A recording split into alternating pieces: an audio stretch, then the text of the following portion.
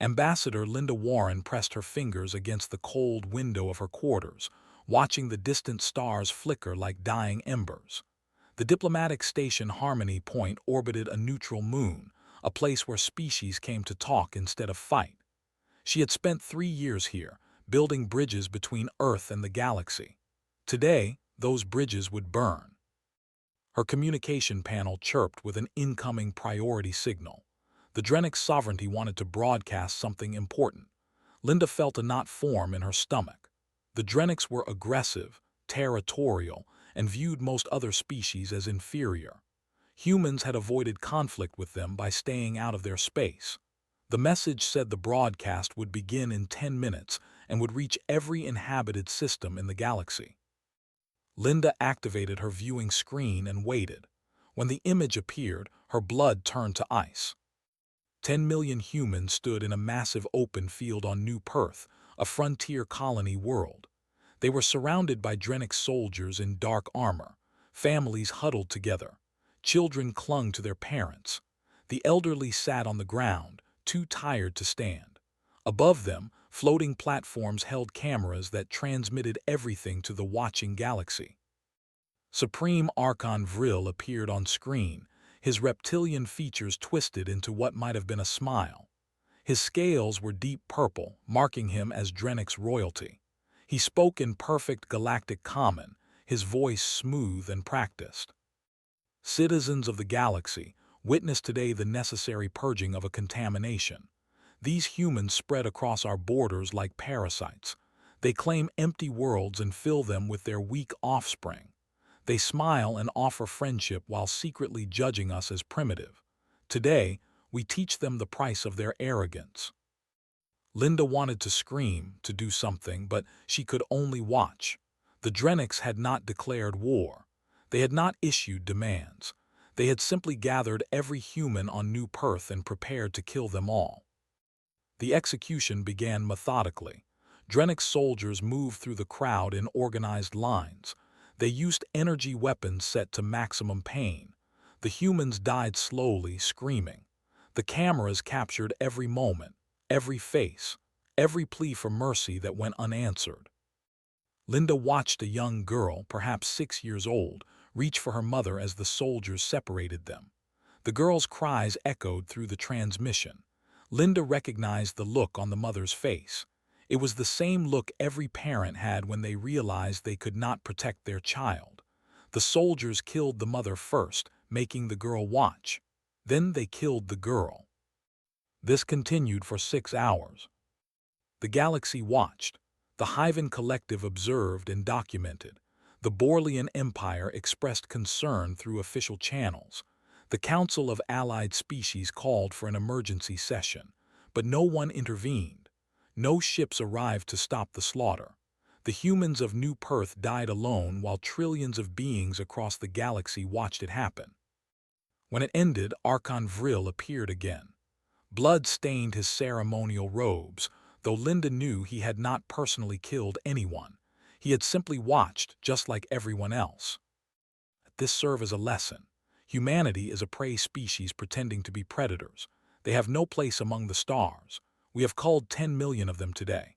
If they object, we will cull 10 million more. The Drennick sovereignty controls 47 star systems and commands 900 billion loyal citizens. Earth has 18 billion humans scattered across a handful of worlds. The mathematics are simple. They will accept this loss and learn their place, or they will be eliminated entirely. The transmission ended. Linda sat in silence, her hands shaking. Her communication panel exploded with incoming messages. Other ambassadors expressing sympathy. Council members calling emergency meetings. Intelligence agencies requesting information. She ignored them all. Instead, she opened a direct channel to Earth.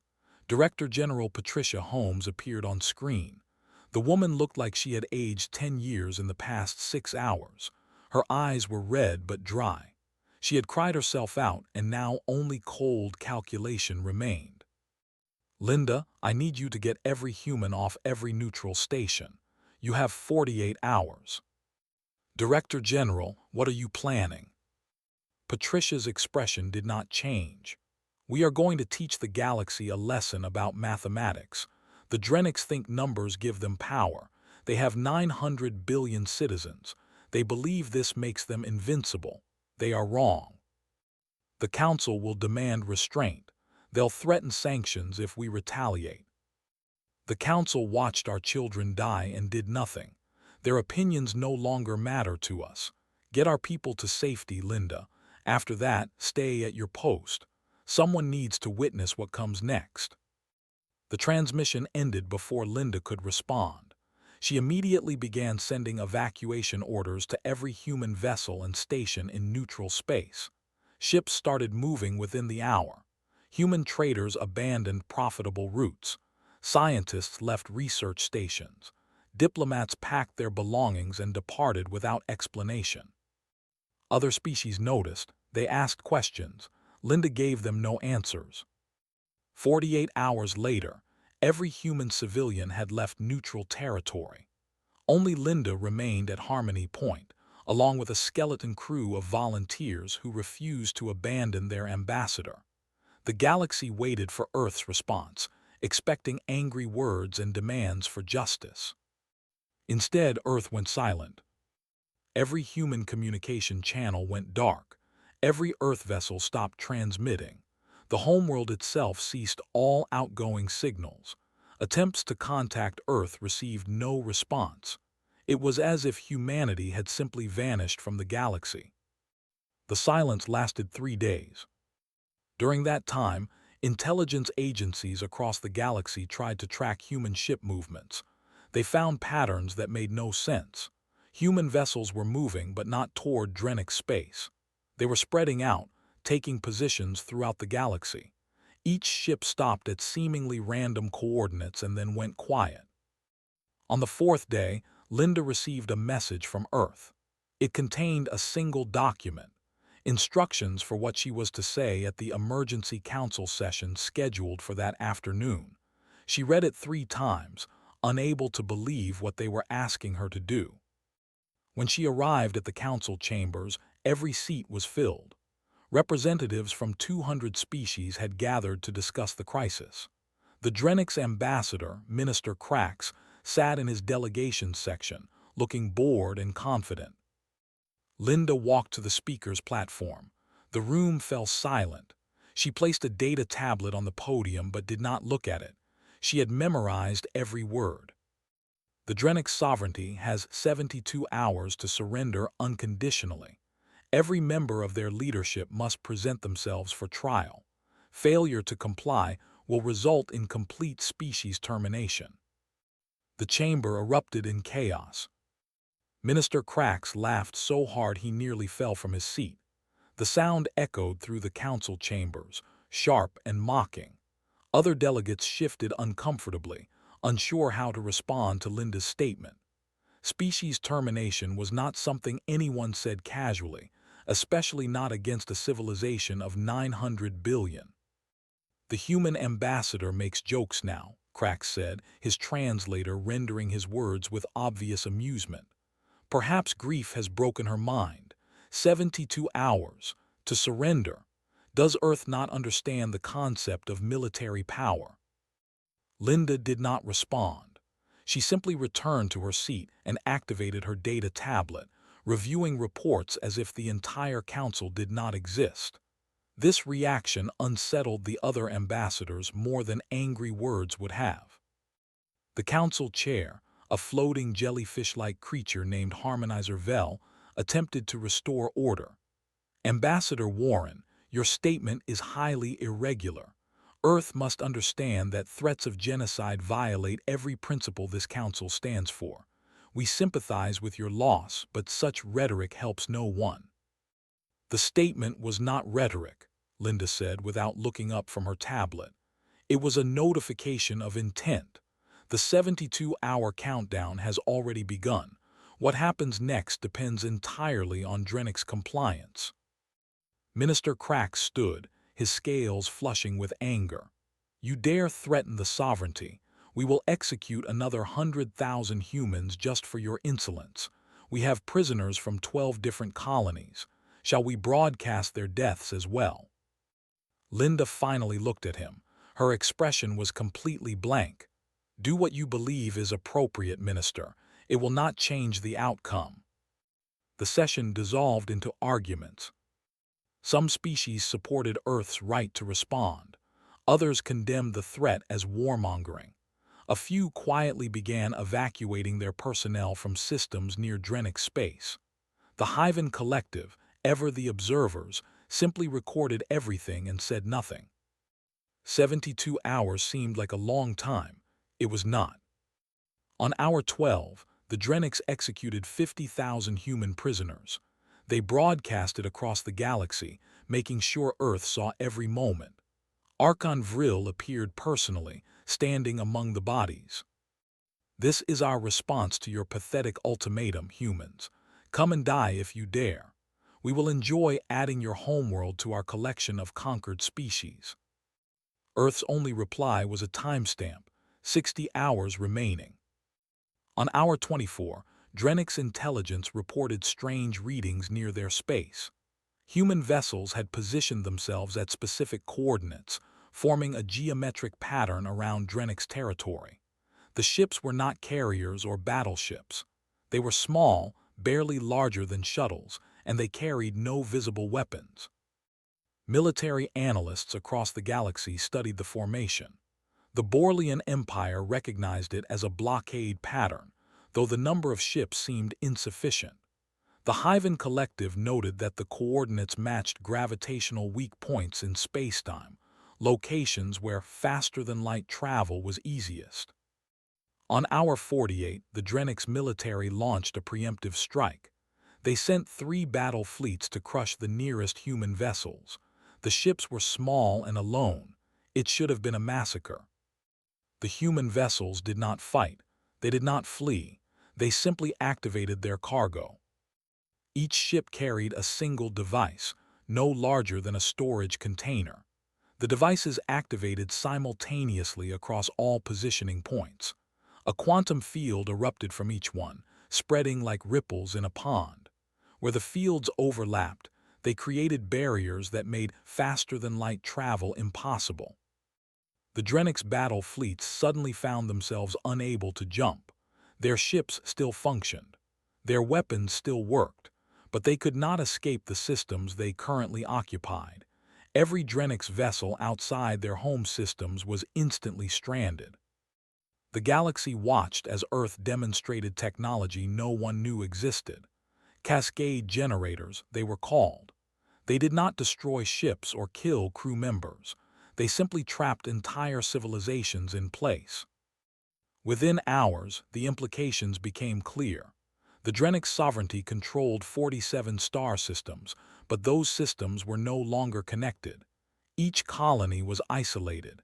Each military base was cut off from support. The vast empire had become 47 separate prisons.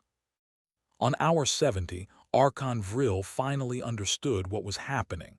He sent a message to Earth, demanding negotiations. Earth did not respond. He sent messages to the Galactic Council, demanding they intervene.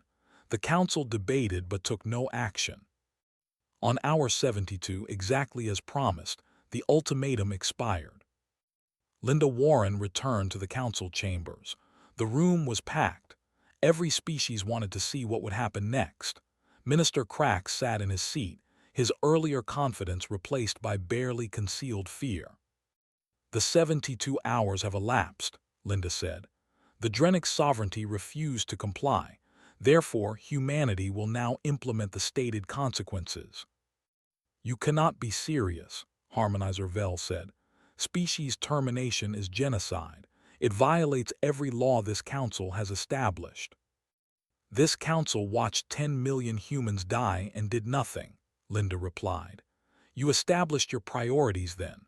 Do not lecture us about laws you refuse to enforce." She activated a holographic display. It showed Drennick space, with each of the 47 systems highlighted. Then, one by one, human fleet markers appeared. Not the small vessels that deployed the cascade generators. These were military ships, hundreds of them, moving into position around every Drennick's world. "You have trapped them," a delegate from the Methane Alliance observed. But your forces are still outnumbered. The Drenics have thousands of warships. How do you expect to defeat them all? Linda smiled, though the expression held no warmth. We do not plan to fight their warships. We plan to ignore them entirely. The holographic display zoomed in on a Drenix colony world. Human ships moved past the defending fleet, making no attempt to engage. Instead, they targeted the planet's infrastructure: orbital stations, power generation facilities, water purification systems, food distribution centers. War is not about destroying enemy ships, Linda continued. It is about breaking enemy capability. The Drenics have large populations spread across many worlds.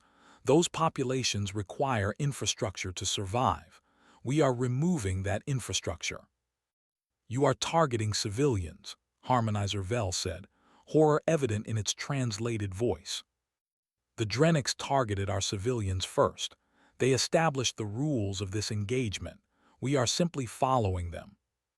Minister Crack stood, his whole body shaking.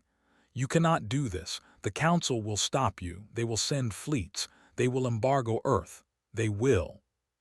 They will do nothing, Linda interrupted. Because if any species interferes, Earth will treat that interference as an act of war. And we have 47 cascade generators deployed. We can build more, many more.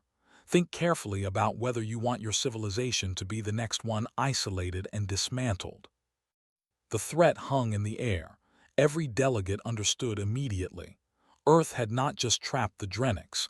They had revealed the ability to trap anyone.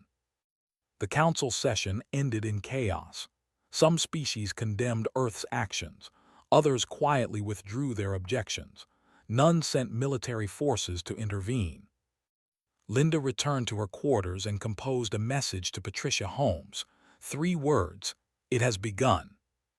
Across 47 star systems, human forces began the systematic destruction of Drenic civilization. They targeted infrastructure with surgical precision. Power grids failed. Communications networks collapsed. Supply chains broke down. And the Drenics, trapped in their isolated systems, could do nothing but watch their empire die piece by piece. The galaxy learned an important lesson that day. Humanity had joined the stars seeking friendship. But when friendship was answered with massacre, humans proved capable of something far more terrifying than any species had imagined. They proved capable of mathematics. Commander Sarah Okonkwo stood in the cargo bay of the human warship Redemption, watching her team prepare for another boarding operation. They had done this 17 times in the past week.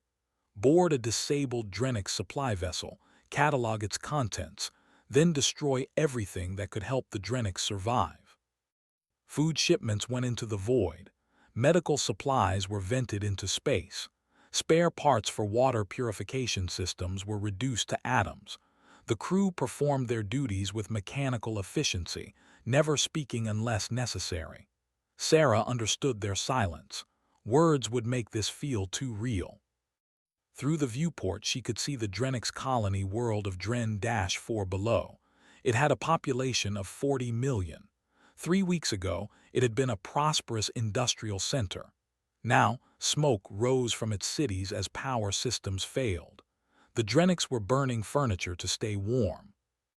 Commander, the supply ship is empty, her second officer reported, ready to deploy charges. Proceed. The Drenic ship exploded silently in the vacuum of space. Sarah watched the debris scatter, then turned away. She had a daughter back on Earth. The girl was 5 years old and liked to draw pictures of spaceships. Sarah wondered what her daughter would think of her now. Across Drenic space, similar operations repeated constantly. Human forces had divided the 47 systems among specialized task groups. Each group had specific targets: food production, water processing, medical facilities, power generation, transportation networks. Nothing that would immediately kill civilians, but everything they needed to survive long-term.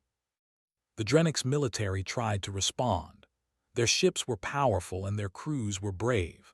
But human tactics did not rely on direct combat. When Drennick's warships pursued, human vessels led them away from critical infrastructure. When the Drennicks committed forces to defend one target, humans attacked three others simultaneously.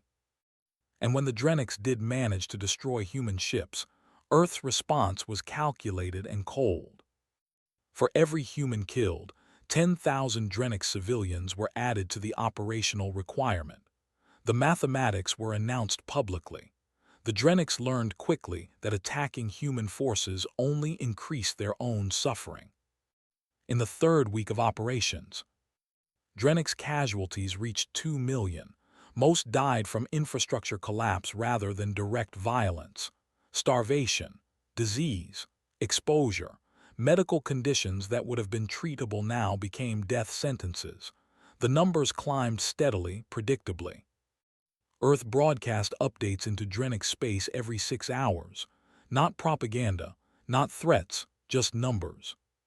Current Drennick's casualties, 2,400,000. Operational requirement, 10 million. Estimated time to completion, 11 weeks. The broadcasts were translated into every Drennick's language. They played on every frequency. There was no escape from the counting. Observer Zix-9 of the Hyven Collective watched from a monitoring station in neutral space. His species had evolved to document and analyze. They did not judge. They did not intervene. They simply recorded what happened so that future generations could learn from it. He had documented wars before, conflicts over resources, territory, ideology, but this was different. This was not war in any traditional sense. It was extermination by spreadsheet. Every human action was calculated to achieve specific numerical goals with minimum resource expenditure. Zix-9 noted the psychological impact on both sides.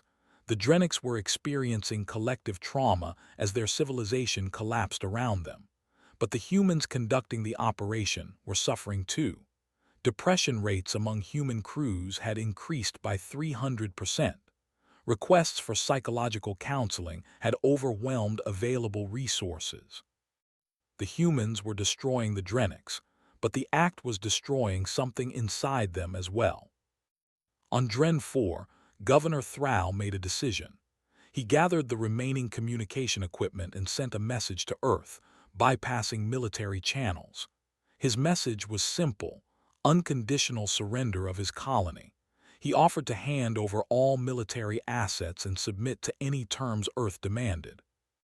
The response came 6 hours later, 3 words: surrender not accepted. Thrall did not understand. He sent another message, more desperate this time. He offered to execute the military commanders who had supported the attack on New Perth.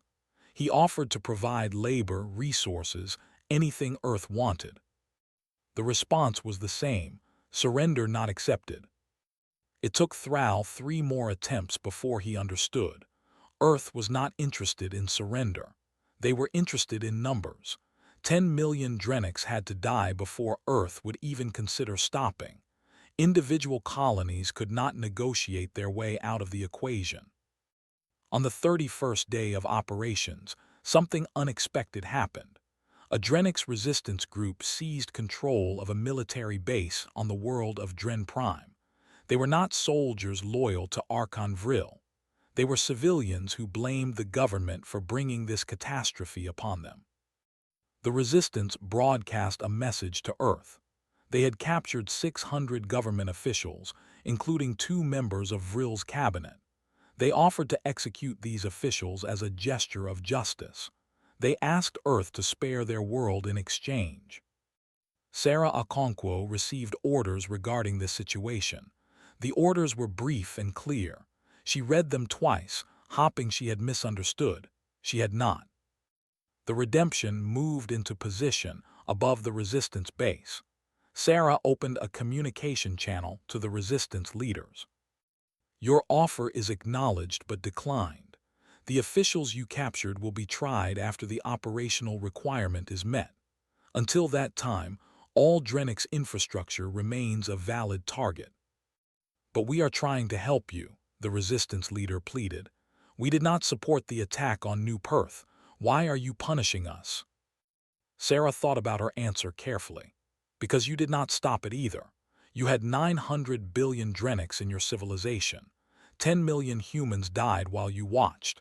Even if only 1% of your population actively supported the massacre, that is 9 billion guilty individuals. But humans cannot determine who is guilty and who is innocent, so we treat you all equally. That is not justice, that is genocide." "You are correct. It is not justice. Justice would require us to determine individual guilt and assign appropriate punishment. We do not have the resources or time for justice. We are settling for mathematics instead. 10 million of ours requires 10 million of yours. The equation will balance." The communication ended. The resistance dissolved within days. The captured officials were released. Everyone on Dren Prime understood that nothing they did would change Earth's calculations. By week 5, Drennic's casualties reached 5 million. The pace of deaths was accelerating.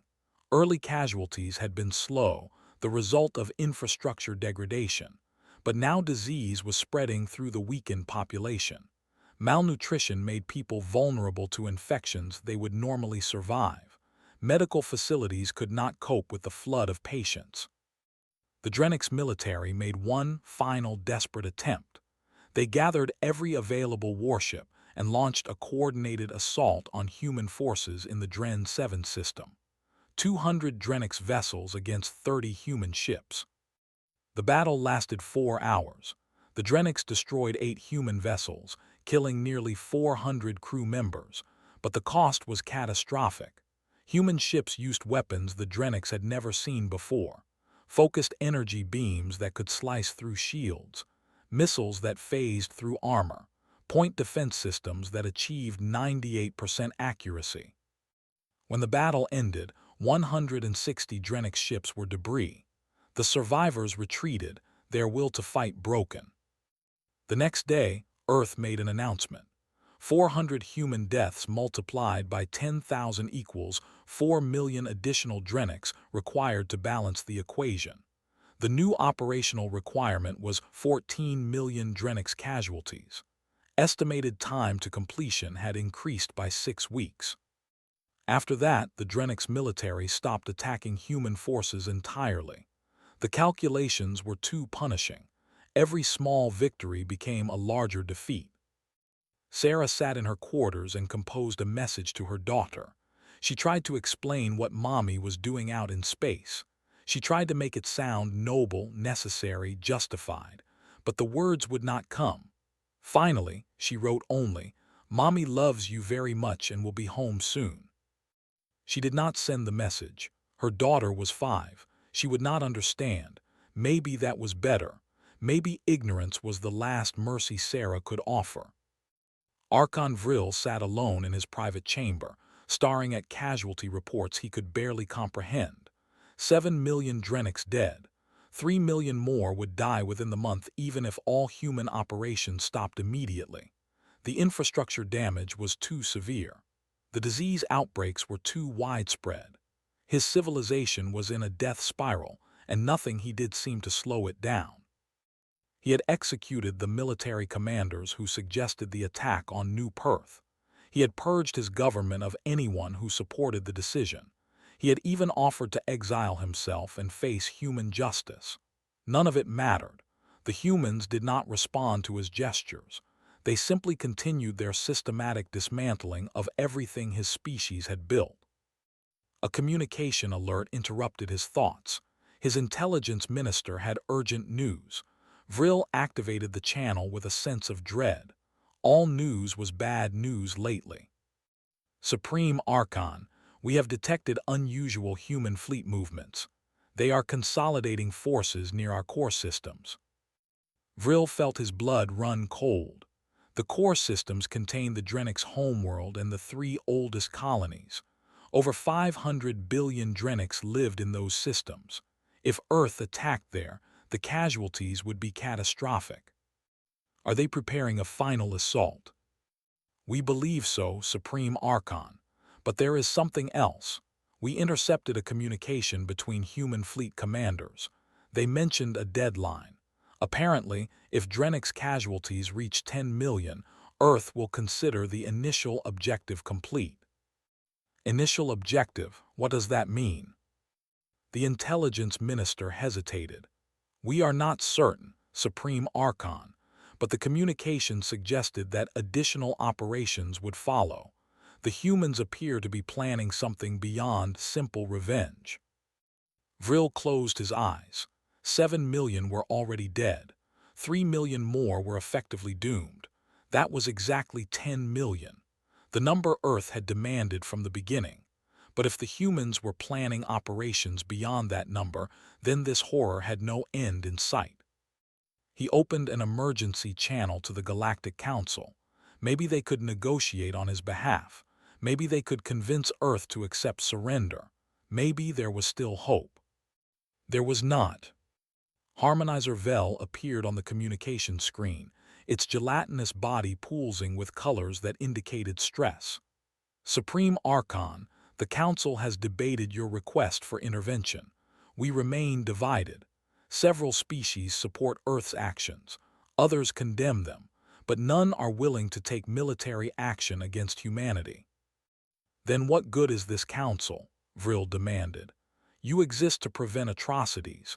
You are watching my species die and doing nothing. We watched your species murder 10 million humans and also did nothing, Vel replied quietly. We have established our pattern of behavior. Earth is simply following our example. The communication ended. Vril sat in silence, understanding for the first time that he had doomed his own people, not just through the attack on New Perth, but through years of arrogance. The Drennicks had assumed their numbers and military power made them untouchable. They had assumed other species would fear them too much to retaliate. They had been wrong. On the human warship Remembrance, Captain Roger Mills reviewed the operational plan for the next phase. His ship was part of a fleet assigned to the Drennick's homeworld itself. They would not attack the planet directly. That would come later if necessary. For now, they would simply tighten the blockade and wait for the numbers to balance. Roger had a picture of his daughter on his desk. Amy Mills, age 8, brown hair, missing her 2 front teeth in the photo. She had been on New Perth visiting her grandmother when the Drennicks attacked. Roger had watched the broadcast like everyone else. He had seen his daughter in the crowd, holding her grandmother's hand, looking scared. He had seen the moment when the Drennick soldiers reached them. He had seen his daughter try to run. He had seen the soldier catch her. He had seen everything.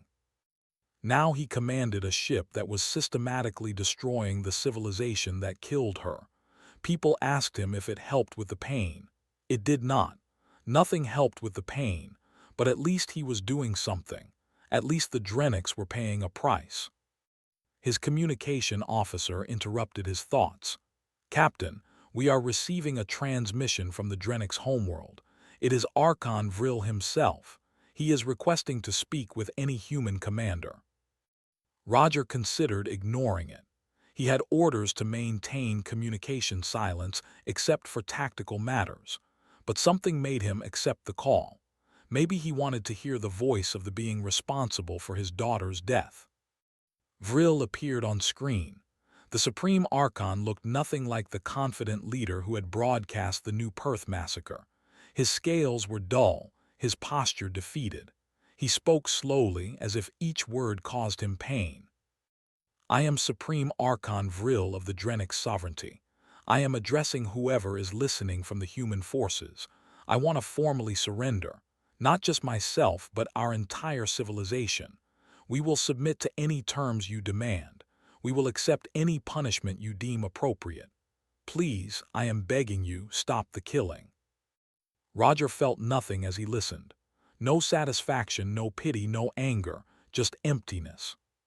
Your surrender is noted but not accepted, Roger said. Operational requirements have not yet been met.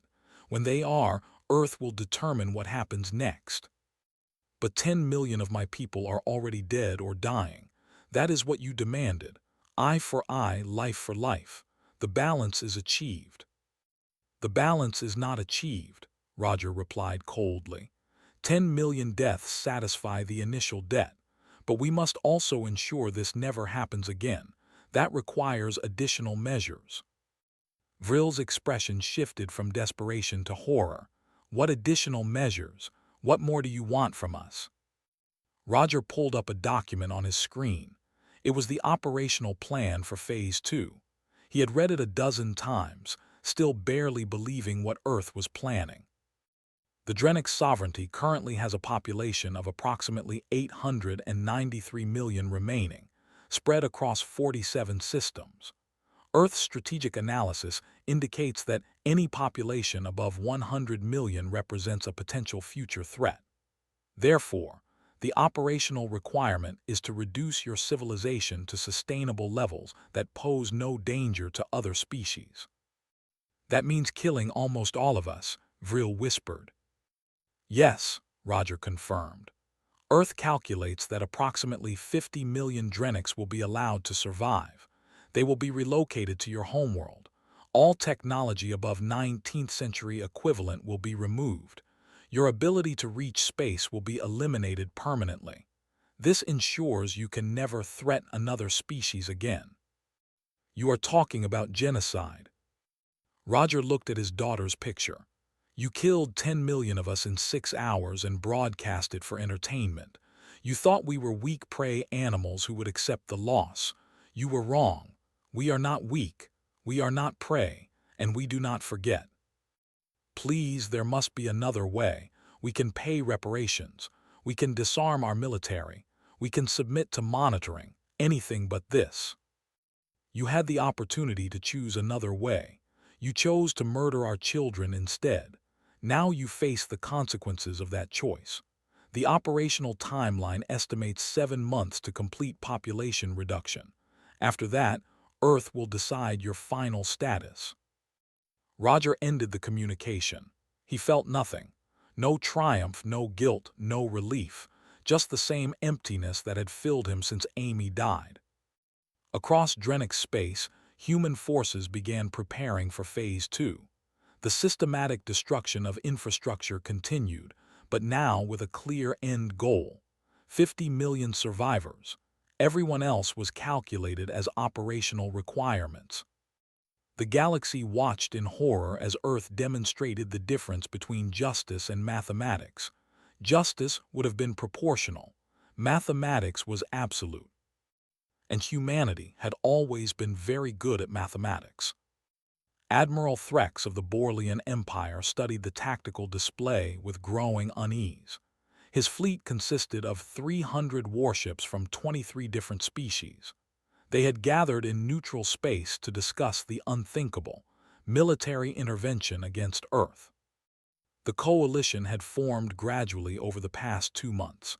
As Drennic's casualties climbed past 50 million, more species began to fear what humanity had become. The argument was simple. Today Earth was exterminating the Drennics. Tomorrow it might be someone else. The genocide had to be stopped. Threx did not particularly like the Drennics. They were arrogant bullies who had caused problems for decades. But watching an entire civilization die while the galaxy did nothing felt wrong. Someone had to draw a line. All fleet commanders, this is Admiral Threx. We move to intercept human forces in the Dren 7 system in 1 hour. Our objective is to create a protective barrier between human ships and Drennic civilian populations. We will not fire unless fired upon. This is a peacekeeping operation, not an act of war. The fleet began moving. Ships from the Borlean Empire, the Methane Alliance, the Crystal Collective, and 20 other species. It was the largest combined military force assembled in 2 centuries. Surely Earth would recognize the message. Surely they would negotiate. Linda Warren received notification of the fleet movement within minutes. She had expected this. Several council members had been advocating intervention for weeks. She opened a priority channel to Earth and waited for instructions. Patricia Holmes appeared on screen. The Director General looked exhausted. She had aged visibly over the past months. The weight of 800 million deaths sat heavily on her shoulders. "They are really going to do it," Patricia said quietly. "They are going to try to save the Drenics." "We can negotiate," Linda suggested. "Offer some concessions. Agree to leave a larger surviving population, something to let them save face." "No, if we negotiate now, every species in the galaxy will know that threatening military force makes us back down. Our children will never be safe again. Send the warning exactly as written." Linda composed the message carefully. It went to every ship in the Coalition fleet simultaneously. "This is Ambassador Linda Warren of Earth. Your forces are approaching a human operational area without authorization. You are ordered to withdraw immediately. Any attempt to interfere with human operations will be treated as an act of war. Earth will respond with overwhelming force." Admiral Threx read the message and made a decision. "Ignore the warning. Continue on course. They are bluffing. No single species would attack a coalition of 23. The fleet pressed forward. They expected Earth to either retreat or attempt negotiations. They were wrong. The human response came without warning. A single vessel appeared in the Coalition's path. It was small, barely frigate-sized, and apparently unarmed. The Coalition fleet prepared to simply fly past it. Then the small ship fired. The weapon was unlike anything the Coalition forces had seen. A beam of focused energy that did not spread or diffuse with distance. It reached out across thousands of kilometers and touched an uninhabited moon in a nearby system. The moon collapsed, not exploded, collapsed. The entire celestial body simply compressed into a point of infinite density and vanished. Where a moon had been, there was now only empty space and a fatting gravitational anomaly. The human vessel broadcast a message. "That was a stellar compression lance operating at minimum power.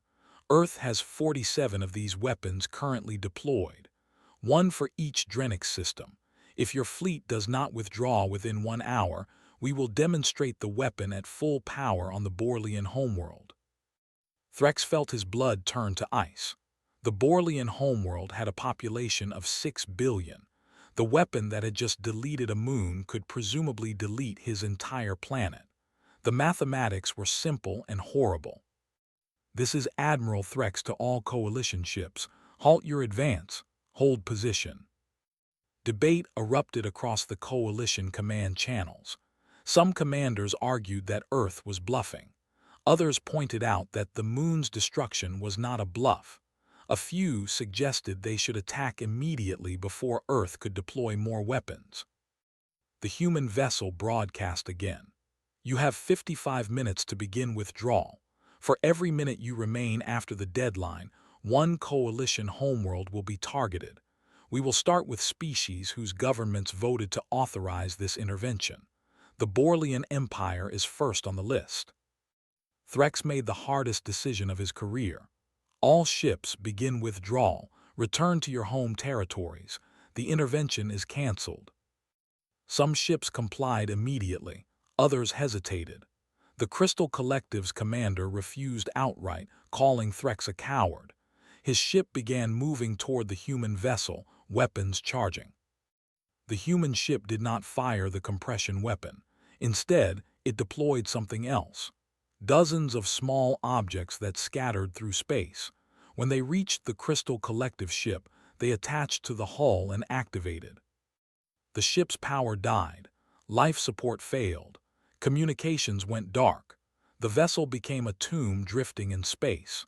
The human ship broadcast rescue coordinates and moved away, leaving the disabled vessel behind. "Anyone else wish to test our resolve?" the human commander asked. The Coalition fleet withdrew. 23 species had tried to stop a genocide and failed. Worse, they had revealed their own weakness. Earth possessed weapons that could destroy planets. No one had known. Now everyone did. Linda Warren watched the fleet retreat and felt a complex mixture of emotions. Relief that war had been avoided. Horror at the weapon Earth had revealed. sadness that the galaxy's moral authority had proven so fragile. She received a private message from Observer Zix-9 of the Hyven Collective. The message was brief. I have been documenting galactic civilization for 300 years. I have never seen a species transform so completely in such a short time. What happened to humanity? Linda considered her response carefully. Finally, she wrote, humanity did not change. We simply stopped pretending to be something we are not. We are capable of great kindness and terrible violence. The galaxy saw the kindness and assumed that was all we were. The Drenics taught them otherwise. She sent the message and returned to monitoring the situation in Drenic space. Casualties had reached 200 million. The end goal was 843 million deaths, leaving 50 million survivors. The timeline showed 4 more months of operations. 4 more months of being the galaxy's monster. Patricia Holmes addressed Earth's population that night. Protests had spread across every major city. Millions of humans opposed the continued killing. They argued that 10 million deaths had balanced the equation. Anything beyond that was unnecessary cruelty. Patricia stood before the cameras, looking directly at her critics. I understand your compassion. I understand your horror at what we are doing. But understand this. If we stop now, if we show mercy, every predator species in the galaxy will know exactly how hard they can push before humans break. Our children will spend their entire lives being tested, being threatened, being pushed to the edge again and again. I will not allow that. We will finish this. We will create a galaxy where no one dares to test humanity's limits. And if that makes us monsters, then we will be the monsters that keep our children safe. The protests continued. The operations continued. The galaxy watched and learned a lesson that would define civilization for the next 1,000 years. Never mistake human kindness for human weakness. They are not the same thing. 7 months after the broadcast from New Perth, human operations in Drenic space finally ceased. The numbers had balanced. 843 million Drenics were dead. 50 million survived, all relocated to their homeworld under strict quarantine. Sarah Okonkwo stood on the surface of the Drenics' homeworld, watching the last of the human occupation forces prepare to leave. Around her stretched refugee camps housing the survivors. They lived in temporary shelters, using technology that would have been considered primitive even by Earth's ancient standards. No computers, no advanced medicine, no capability for space travel. A Drenics child, perhaps 10 years old, watched her from behind a fence. The child's scales were dull from malnutrition. Sarah met the child's eyes and saw fear, hatred, and something else. Recognition, perhaps. The child understood that Sarah was one of the beings who had destroyed their entire civilization. Sarah wanted to explain. She wanted to tell the child about Amy Mills and the 10 million others who died on New Perth. She wanted to justify what Earth had done. But what words could possibly make sense to a child whose entire world had been reduced to ashes? She turned away and boarded the transport. Her war was over. Time to go home. On Earth, preparations were underway for the trials. Archon Vril and 847 other Drenics leaders had been captured alive. They would face justice for the massacre of New Perth. The trials would be public, broadcast across the galaxy, just as the executions had been. Linda Warren served as chief prosecutor. She spent weeks reviewing evidence, though the outcome was never in doubt. The Drenics had broadcast their own crime. Every moment of the massacre was documented in perfect detail. The defense offered no real arguments, only explanations of why they had thought humans would not retaliate. The trial lasted 6 days. The verdict was unanimous and immediate, guilty on all counts. The sentence was death by the same method used on New Perth. On the 7th day, Archon Vril and his co-conspirators were executed in a public square on Earth. Billions watched across the galaxy. The execution was efficient and professional. No speeches, no dramatic moments, just cold fulfillment of the sentence. Vril's last words were brief. "We thought you were weak. We were wrong. They will all fear you now." He was right. The Galactic Council convened 1 month later. Linda returned to her seat in the chamber, walking past rows of delegates who now regarded her with barely concealed fear. The casual dismissiveness from before was gone. Some species would not even make eye contact. Harmonizer Vel called the session to order. "We gather today to address the aftermath of the Drenix conflict and to establish guidelines preventing future atrocities. The Council proposes comprehensive reforms including mandatory intervention protocols, protections for member species, and prohibitions against civilian targeting during conflicts." Linda listened to the proposals with cold amusement. She waited until Vel finished speaking, then requested the floor. "These are excellent reforms," she said, "but I have one question for this council. Where were these laws when New Perth was burning?